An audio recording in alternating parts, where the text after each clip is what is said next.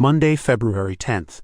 At 2:50 a.m., Japan will release its seasonally adjusted current account, which will kick off the week of reports.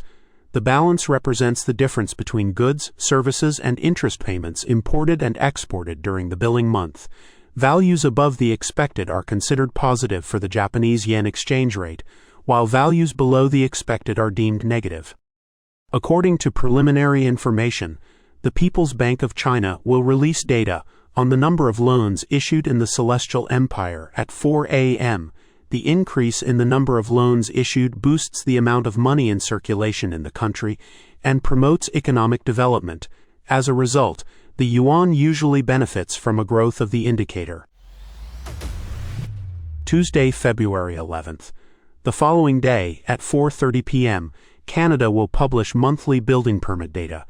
This is an indicator of the change in the number of permits issued by government agencies to begin construction of new buildings. The rise in the number of building permits may have a positive impact on the Canadian dollar. At 8 p.m., the United States will present a report on global agricultural supply and demand estimates. It provides a monthly supply and demand forecast for grains, oilseeds, and cotton in the United States and around the globe. This criterion also covers sugar, meat, poultry, eggs, and milk. Wednesday, February 12th. The Bank of Japan will release a report on the year-over-year growth of the money supply at 2:50 a.m. in the middle of the week. The indicator compares the change in money supply between the reporting month and the same month the previous year. Higher than expected indicator values can boost the Japanese yen, but this correlation is regarded as unreliable.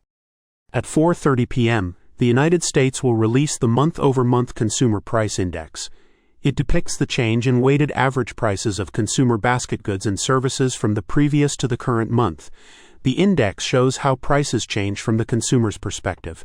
In other words, it is used to evaluate changes in the cost of living. The dollar strengthens as the Consumer Price Index rises. Thursday, February 13th. The gross domestic product of the United Kingdom will be announced the following day at 10 a.m. It compares the value of all goods and services produced in the UK during the reporting month to the previous month. GDP includes all costs of goods produced and services provided within the country's economy.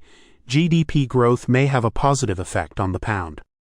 At 4:30 p.m., the United States will publish the monthly Producer Price Index. It reflects the change in selling prices received by producers of goods and services in the reporting month versus the previous month. A rise in the Producer Price Index almost always leads to an increase in inflation, which boosts the U.S. dollar. Friday, February 14th. Before the weekend at 4:30 p.m., the United States will release retail sales data for the month. The publication has the potential to influence dollar exchange rates. If retail sales growth slows, it means that consumers are spending less. This could reduce economic activity in the country and have a negative impact on the dollar. Next, the U.S. Core Retail Sales Index for the same time period will be presented. The release of the retail sales report is one of the key factors influencing the dollar.